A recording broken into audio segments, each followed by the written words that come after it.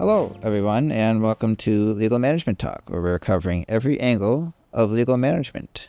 I'm your host, Justin Askenazy, and as you can see, we are once again joined by our co-host, Alias Marketing Administrator, Megan Crone.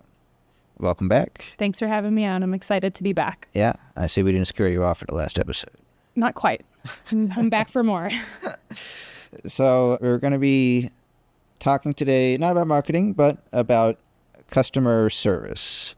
And obviously we know how important that is at law firms to, keeping clients happy and working with your firm. But when I say customer service, what do you think of first?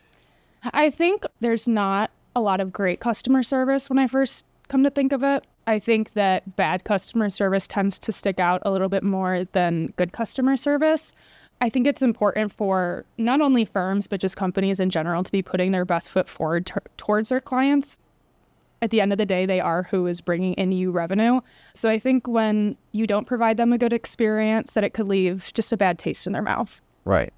And we got some firsthand experience of that the other day because we did an ALA outing at a minor league baseball game in the area, and we got vouchers for some free food, and the person who was at the counter giving us the food was a pretty good example of bad customer service. I would have to say so. So just to put it into context for those listening, we walked up, there was nobody else in line, and we had handed her the vouchers, and I asked her, I was like, would you like to know what we want to drink? And she's like, no, hold on. And cut me off really quickly. And it kind of left us all standing there what's kind of going on? And even before that, before we even walked up, she was yelling at us to hurry up, even though there was nobody that didn't have vouchers behind us in line. I forgot about that. So yeah, when we all walked away, we were like, that was a little bit strange and kind of rude. So, I mean, even something as simple as that, I think, again, can leave a bad taste in people's mouths, and they may not want to return just because of that one bad experience. So I think customer service and the way that you treat your customers is really important. Yeah. And there are, examples of good customer service. Definitely. You think about stores like, at least in my experience, like the Apple Store, that they're signing you in, and even when they're busy, they will help you and usually fix your problem or get you your device in a timely manner. So, that's just one thing that springs to mind. Yeah, another one that comes up for me is Lululemon. I love wearing athleisure just all the time. I love athleisure and how comfy it feels. So I love shopping at Lululemon, and I've never once had a bad experience there. And it's because of their brand and how they have taught their own employees to make sure that the customer experience is worth it. And so that they have people ultimately coming back. So they definitely have me coming back to spend money. So, well, that leads us into our guest today, and he is Richard Culberson. He's the CEO of Moneypenny, which provides answering services and live chat and other customer service solutions to all kinds of businesses, including law firms. So he's going to tell us a bit about his experience with customer service in law firms and how to really put your best foot forward and make a great first impression with potential clients.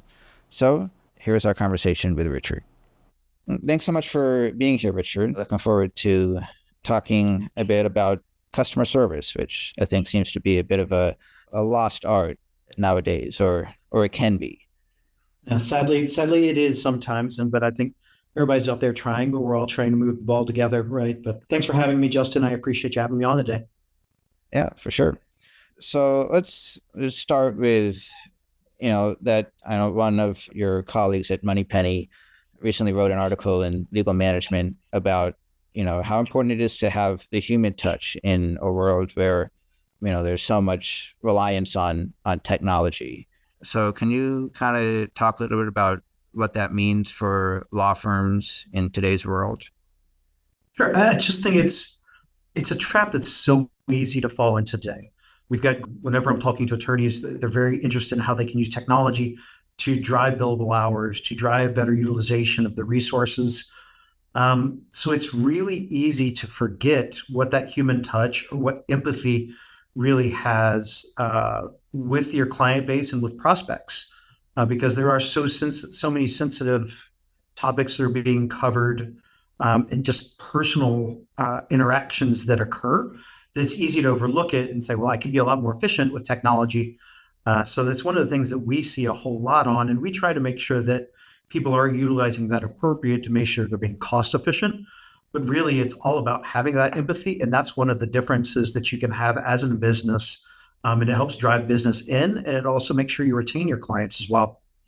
So I know with so many different mediums out there that people can use, how important is it to offer that selection of different ways that people can get in contact with your firm?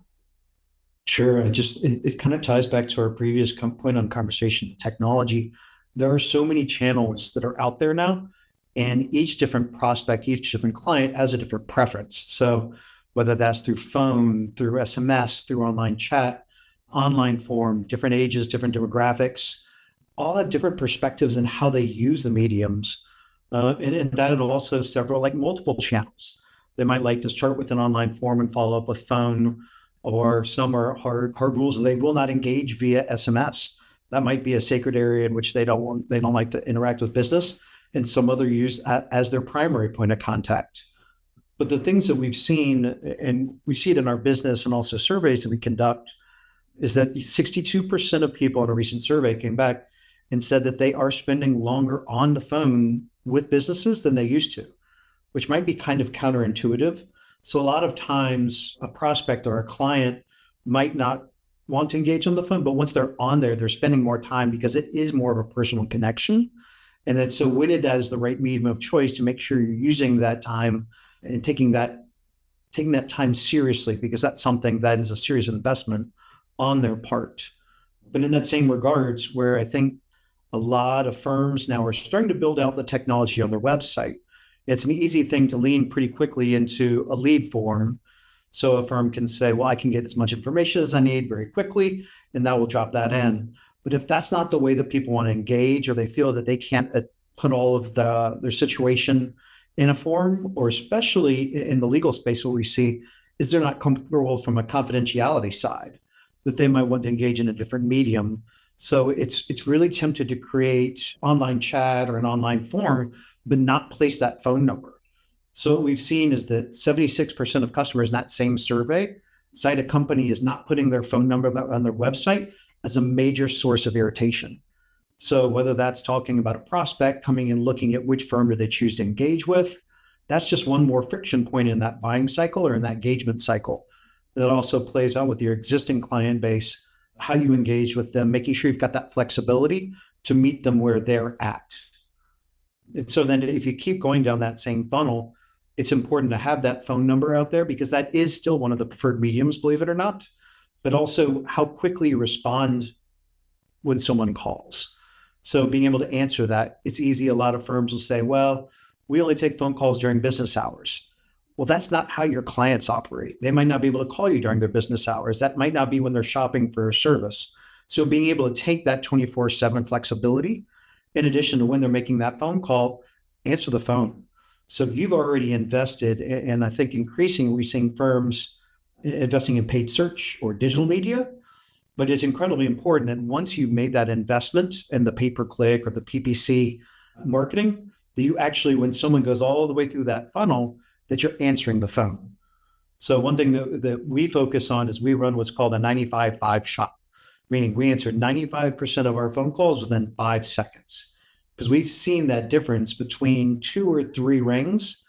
That's excellent service. People are pleased. They're almost shocked at this point.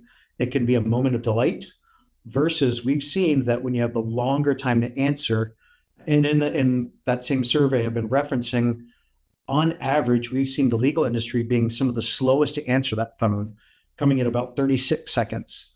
So if you think about yourself, that's that first experience. That's the front door of your business. That's the first thing they see. So it sets you off on a negative impression, and it starts from whoever's answering that phone and the expensive investment you're putting on that, whether it's a receptionist or whether it's a paralegal. That's a significant experience, and they're already coming off of their back foot versus being able to come from a position of strength. So It sounds like almost a silly investment, but it's really about how you start that relationship up front. You mentioned that there's, various different mediums that people can use to connect with their customers and during the intake process. With that, I know at least in the medical industry, they can't divulge certain information over the phone. At least, whether it's medications or if you have a quick medical question, it could differ. So with that, with the legal industry, are there certain things that in terms of compliance that you shouldn't be talking about over the phone? What has been your experience with that? Sure. It's interesting because you would think that attorneys would have a great read on this, right? Because it's kind of your bread and butter at the end of the day. But what we see, especially to your point on the intake side, it's such an art. So what's the right amount of information? What's the right type of information that you're staying compliant, but you're also staying within the comfort zone of what a prospect is willing to divulge at that point in a relationship. So it's kind of that fine art of you don't want to just do name, number, and a quick summary of that. Of you have their point, they're investing their time in this. So add more information so they know what your firm offers and what to expect from your firm. But you start to get a point, and we do see some benefit of that of having free form or offering to take them to a different medium, such as to follow up with a phone call or connect through a phone call on those where they might be a little bit more comfortable divulging some of that information.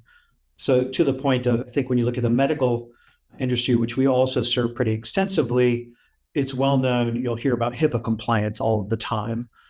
This is something that, depending on the type of law you're practicing and the type of client you're engaging with, those needs and the comfortability really vary.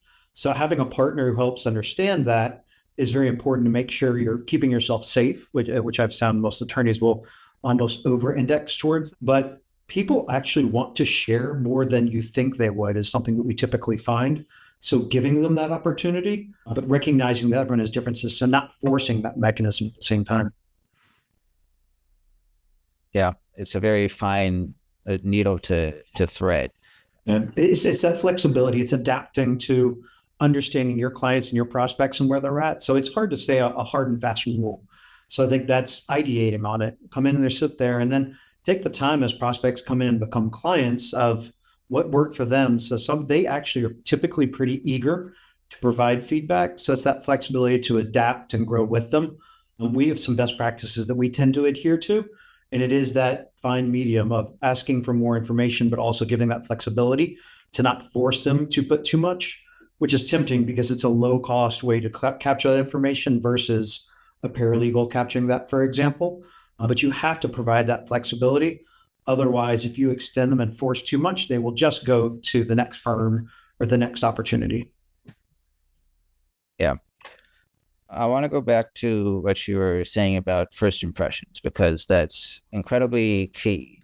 And our viewers and listeners who were here for the last episode remember that we were talking about digital marketing and how you kind of get those initial clicks.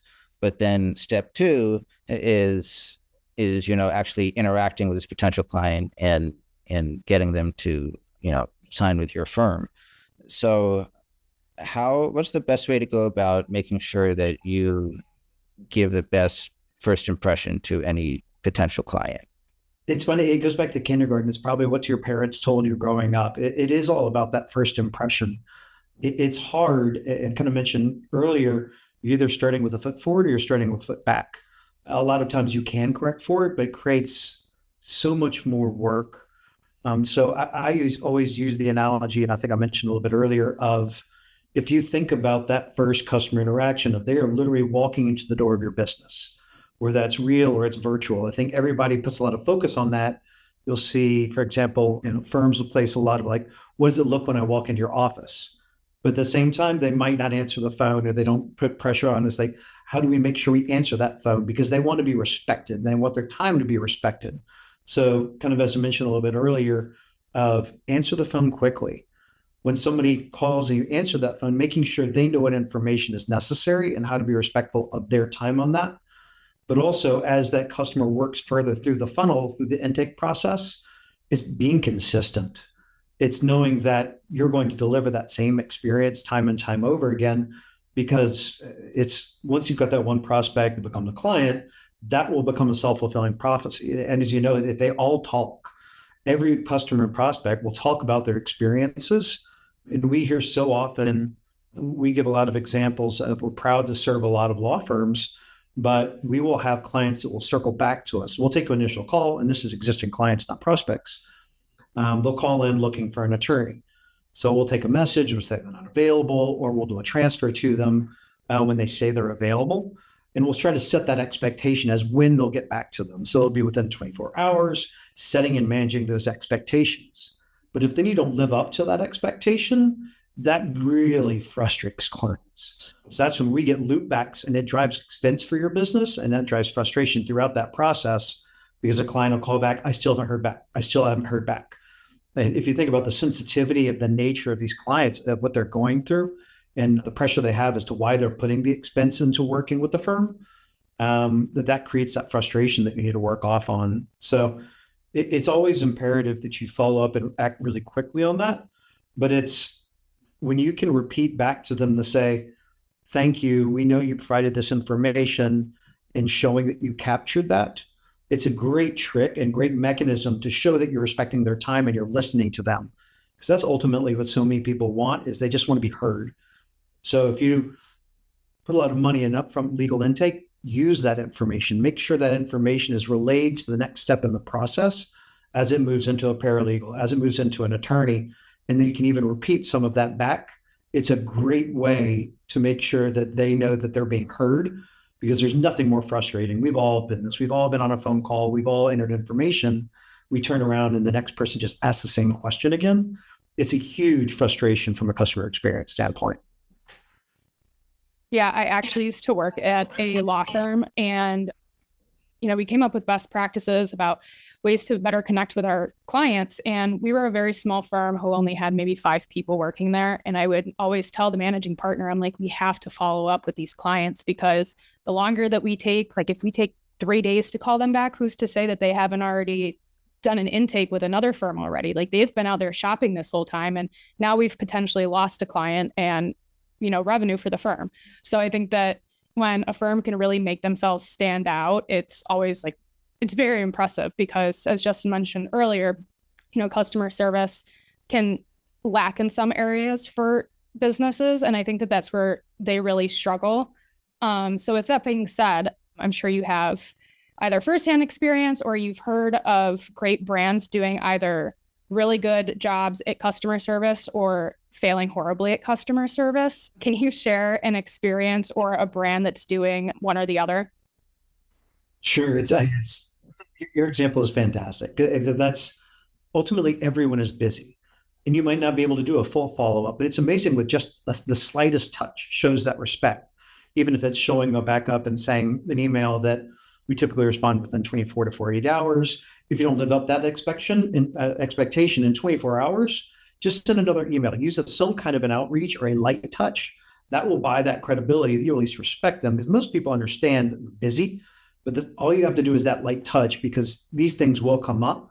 But it's when you have the complete lack of response, that's what really triggers another shopping event.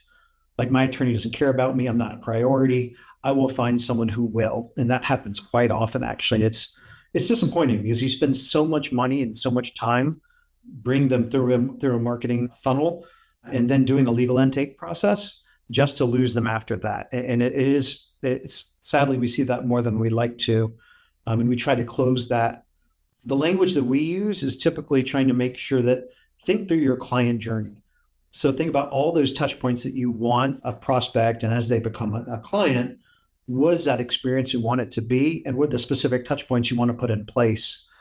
We have example firm, they're based in Long Island, fantastic partnership. We've served them for years. But one of the differences that they made was that they listened to their clients, because what they found was the vast majority of their client base were Hispanic and Spanish first specifically. Another kind of misnomer is, oh, it's Hispanic, so I have to have Spanish. Like, not necessarily. The home may or may not, or the business may or may not speak Spanish first. But they went in and really understood their client base, and the prospects that they were attracting really wanted to be and really needed to be engaged in Spanish first. So that's something that we learned with them, and we changed our business because we're very proud to offer bilingual services. But this was a specific example. We did Spanish first. So rather than putting an IVR in front and saying, if you want English, press one or Spanish, press two, what we found was speed to answer and answering them in their language of choice. They said start in Spanish by default. Now we do bilingual so we can fall back to English. But more than not, that was a much better experience. And that's not a common practice when you're answering calls. I mean, typically any call center or answering service experience, but that's one that they saw both their acquisition funnel and the retention increased dramatically just by meeting their clients and what their expectations were. So, and that's an example of, I think that was one of my prouder moments of that's is something that our client identified. And then we found a way to adapt our business model so they can work with them. And that's something we've actually seen when we've used that. And more, we've actually used that with several clients. We ask those questions up front. And it's interesting, you get the response from the business owner and they say, oh, we didn't think about that. That would be a great way to engage. So there's lots of different examples of that. I thought that was one that we had not seen prior, speaking Spanish first versus bilingual. Yeah, that's such a cool innovation and not one that, takes a ton of effort to roll out. So no, that's definitely a great example. It's just not hard. It's just respecting your clients.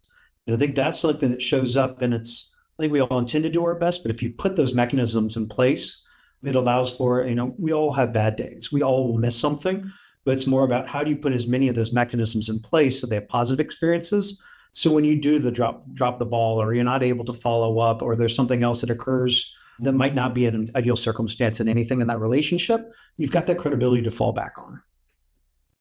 Yeah. And, I know it's hard to talk about any topic nowadays without bringing up, the prospect of AI and how that's influencing technology. So, as far as the intake and customer service aspect goes, are we seeing any innovations that use AI to help in that space? I'm actually surprised you made this far in the podcast without saying AI. It's just one of those topics that I think about a decade ago, it was the cloud. What's the cloud? Where's the cloud? We don't know what the cloud is. We don't know what it does, but everybody has to do it. Same thing with AI. It is the technology that's becoming available is amazing. So we spend a lot of time behind the scenes testing and playing and using it primarily from an enablement capability on what could this do. So we're making sure we're investing and we're trying to lean in where that might be helpful for a business or for a firm. But quite honestly, we haven't seen too much of it be consumer or business facing yet. I don't want to be naive. I don't want to say it's not going to get there. But again, if you come back to the previous point, we're talking about if consistency is so important, that's something that's very hard to get AI to be successful at right now. So for those of you who are not particularly close to AI, it's pretty intuitive, but what you need to do is called training it. So you have to train it to be able to handle different scenarios for your specific business. And that takes time, and that creates inconsistencies if you don't have a ton of training into what that AI to look like. So what we focus on right now is there ways that we can create enablement mechanisms on the back end to make us more efficient. But we found it really has not been, it has not removed the need for human touch and human empathy. I personally and societally, I hope it never fully gets there, but I think that's something that will continue to play and that will continue to evolve. But right now, an example of how we're using it, we play with real-time transcription in the back end. So as we're having these conversations, a lot of our clients like to have call recordings. So what we can do, rather than someone furiously taking notes and seeing how we subscribe to it, there's some pretty sophisticated technologies on the back end that we can use that for transcription and then summary of some of those services. But then we have the receptionist who's on the phone call with that, sanity check that, and play through it as we go. What we've seen in our space and really across from an AI perspective, and just I'll call it any sophisticated technology, is the bigger mistake is over relying on your technology and assuming that that will work for your client base. So the encouragement that we have extensive uses of IVR to front end some calls where our clients want that. But we always come with the client first perspective of when you're looking at trade-offs, first thing though, will that create a friction point in your business or for your client or especially a prospect as that first interaction? So we tend to lean more to that side and then see if there's something we can do to create a better experience rather than a more efficient experience through using technology when it comes to being client facing.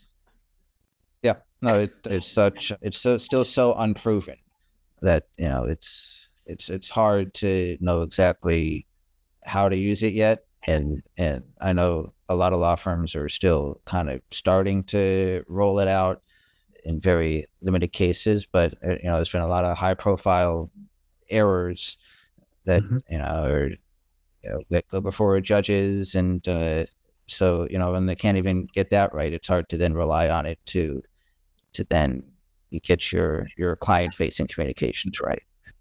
Sure. I think I've heard probably is one of the very first use cases of AI that I heard of was, wouldn't this be great for kind of standard contract reviews, for standard clauses, terms for convenience, and like what is it looking for to find common mistakes? And even I've seen that not really live up to the expectations still. Now, what I do, I use a different example. Like personally myself, I try to use different AI tools, look at different things that are in the marketplace, and then try to check it. Like once a month, I'll say, hey, use one of those to try to generate an email just so you can see the progression. Because I don't think you ever want to be caught flat footed. You should always be aware of what's out there and see how it's advancing because it will advance.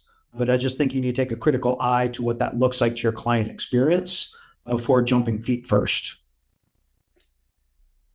And who knows with AI, there's advancements all the time with this type of technology. And I think, maybe in 5 years from now, it may be able to perfectly, hear what the client is saying over the phone and insert it straight into a system. That way you don't even have to type it. It just kind of types it all for you and then it just lives there. But we'll see down the road where it comes with legal.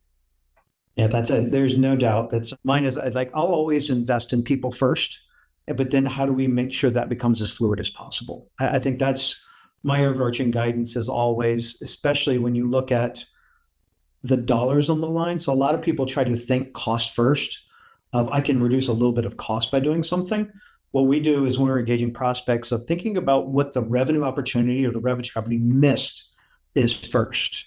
So if you give a bad experience up front, what is the cost of losing a potential prospect on that aspect versus to save a bit of expense? So quite often that will change the tenor of the conversation. I was like, well, in any given client, my average revenue coming off of that is say $10,000. That's a whole lot of phone calls that get paid for by that and making sure you do that right. So I don't think there's a firm right or wrong answer, but it's something I think you all need to go in with that return on investment perspective and always think about it from when I speak from business terms, it's a top of the income sheet rather than the bottom, and making sure you can bring those in and give them the best experience as possible. Yep, exactly. So, thanks for being here, Richard, and glad that we got to kind of explore the customer service realm and, how to maximize money and effort there, because it's really, as we've been saying, it's so key to get that right. So, I'm glad we could explore that some. Sure. I couldn't agree more. It's something that every business, it's important, but when you have the sensitivity in the legal space, it just doubles down on the importance of making sure you have that experience. And it's something to lose focus on because it's not the core part of your business necessarily. So making sure that you don't always forget that and the overarching relationship that you have with these clients, not just as you're looking from a legal review. Right. So yeah, thanks for being here, Richard, and I hope we get to talk again soon. Thank you. My pleasure. Thanks for having me on. So there's our conversation with Richard, and I know I definitely learned a lot about some of the methods that firms are using now to really try to capitalize on those first impressions. Yeah, he offered a lot of great learning points in this podcast episode, so I'm really excited for our listeners to get to hear it. Exactly.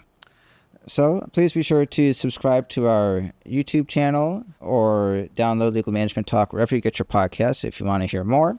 And as always, you can learn more about ALA at alanet.org. Thanks for being here, Megan. Thanks for having me. Until next time. Until next time.